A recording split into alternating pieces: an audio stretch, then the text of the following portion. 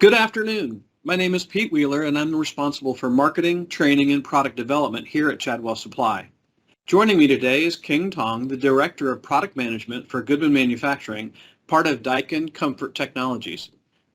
Good afternoon, King. Thank you for joining us. Thank you, Pete. Excited to be here. Today, we want to discuss the changes occurring for HVAC within the multifamily industry. Can you start by giving us an overview of the new rules that we're going to see in 2023? Yeah, certainly. Every few years, the Department of Energy, or DOE, will evaluate the landscape of our industry and ensure that the testing procedures and the efficiency requirements are aligned with the direction we want our industry to head towards. So, in 2023, two things will happen. DOE is increasing the minimum efficiency standards for split system air conditioners and split system heat pumps. And secondly, the DOE is implementing much stricter testing procedures for determining these efficiencies. Today, we need to qualify our systems under what we call an M test procedure. In 2023, this moves to a new M1 test procedure, and factors in testing such as the static pressures we need the systems to overcome and the electrical input are all increasing. This means all systems will need to be retested, optimized, and relaunched in accordance with this new DOE M1 test procedure. Wow, that's a mouthful. Can you also give us a little help on what the new rating terms, what they mean and how they're going to change? Yeah, the output of our testing under the current M test procedure is a resultant efficiency metric, which we know as SEER, EER, and HSPF today. When we switch to the M1 test procedure in 2023, the resultant efficiency metric changes to SEER2, EER2, and HSPF2. We provided a cross-reference table that shows the general relationship between SEER to SEER2, EER to EER2, and HSPF to HSPF2. Fantastic. Now, how is this going to impact us in different parts of the country? Well, we'll still operate under the different regions with different minimum efficiency requirements. On a national level, heat pumps essentially move up from 14 SEER today to 15 SEER. Now remember, Pete, in 2023, we won't have these SEER terms anymore and everything moves to SEER 2. Therefore, we will need to use the previously shown cross-reference table to translate 15 SEER to 14.3 SEER 2. HSPF also moves up to an equivalent 7.5 HSPF 2. So, in 2023, all newly manufactured heat pumps must hit at least 14.3 SEER 2 and 7.5 HSPF 2. In the north, straight cool split systems move from 13 SEER today to 13.4 SEER 2, which is roughly equivalent to 14 SEER. In the southeast, straight cool split systems up to 3.5 ton move from 14 SEER to 14.3 SEER 2, which is roughly equivalent to 15 SEER. And at 4 to 5 ton, the minimum efficiency requirements are 13.8 SEER 2. In the southwest states, the SEER 2 requirements are the same as the southeast, with the added ER2 requirements, which are 11.7 ER2 for up to 3.5 ton and 11.2 ER2 for 4 to 5 ton. Perfect. That helps us know where we need to have certain units available for installation. Now I'm going to walk through real quick the product lines that we carry and their changeover dates with one little twist we need to make sure you're aware of. Then King will give us a little more detail on those dates and rules. For the most part, manufacturers are ceasing production of the current SEER units this month or next. The date we need to be aware of is at what point do we have to stop installing those units, because the new rules are very specific about that. For the current 13 SEER units that were manufactured prior to December 31st, 2022, they can be purchased and installed past the end of this year. Like 13 SEER units, the current 14 SEER heat pumps will be able to be purchased and installed as long as they are manufactured prior to December 31st, 2022. The current 14 SEER unit production is already being reduced and new 14 SEER 2 units are being prepped for production. As such, we don't have all the details of them yet. Now, here's a twist I was talking about earlier. The current 14 SEER units cannot be purchased or installed after December 31st, 2022 in the South or Southwest. Only the new SEER 2 units can be purchased. King, can you give us a little more detail on that? Definitely want to take some time to talk about the 2023 rules, especially as it pertains to our current product. All current heat pump models can continue to be sold and installed in all regions in 2023. What determines whether we can sell a current AC model family will be governed by the yellow energy guide hang tag that is on every single outdoor unit. This yellow tag shows the lowest SEER value that is rated with the entire outdoor family.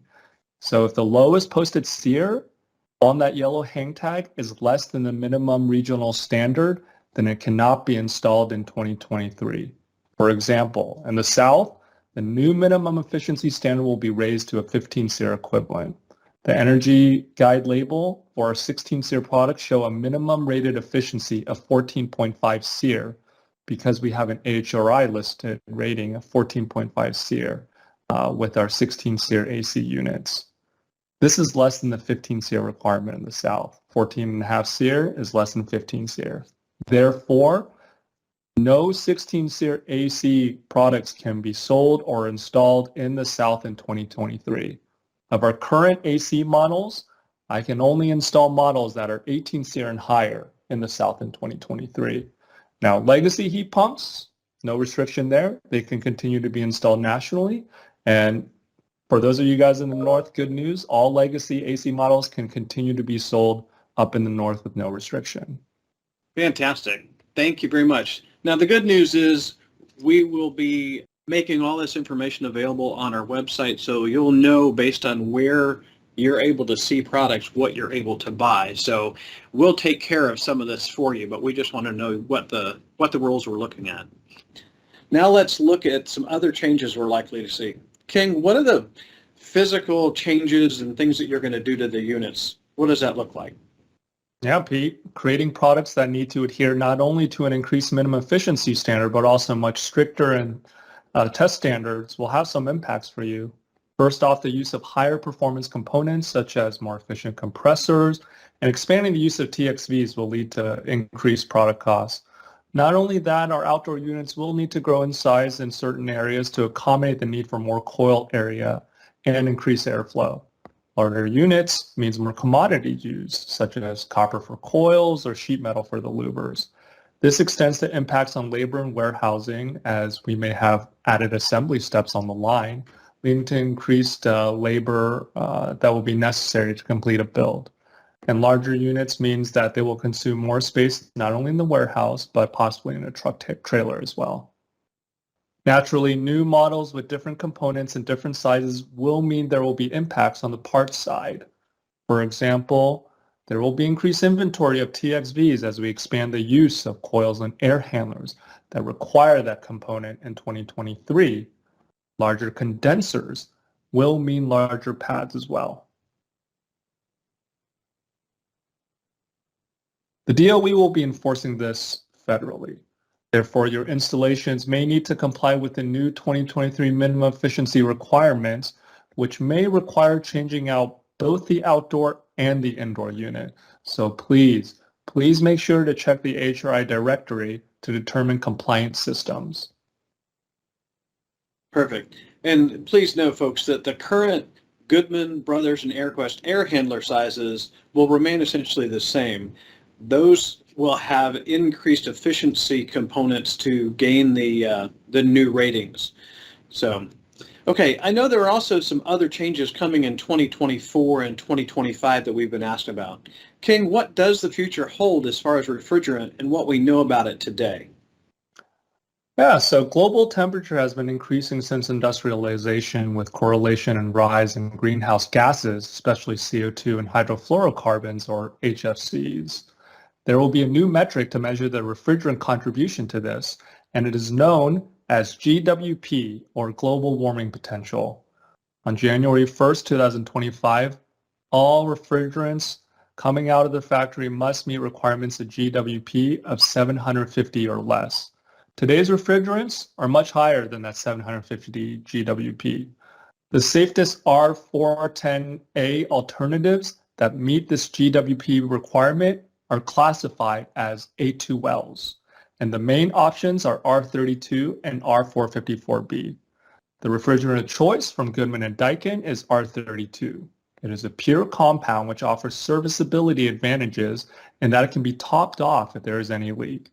It is also a trusted commodity as it is widely used globally in over 90 countries and with over 150 million units installed.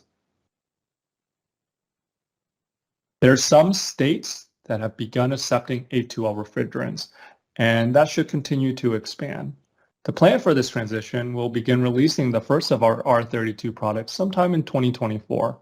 In 2025, A2L class refrigerants will become the new standard, so be mindful of new training requirements as A2L refrigerants are technically considered mildly flammable and consider new tools such as gauges or recovery equipment to accommodate this change.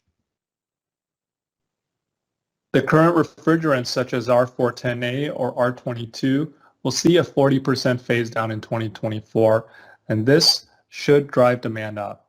Supply of R410A will be significantly constrained, and we expect the supply-demand economics to reflect in the pricing accordingly. By 2036, we expect virtually no HFC refrigerants to be used, as the phase down will be up to 85%. Thank you. I do want to emphasize that recovery and reuse of 410A will be critical in the next few years. Luckily, Chadwell University does have training classes to cover some of these HVAC topics and skills our technicians will need. If you want more information, you can go to chadwellsupply.com/HVAC-changes, or you can scan the QR code here on the screen.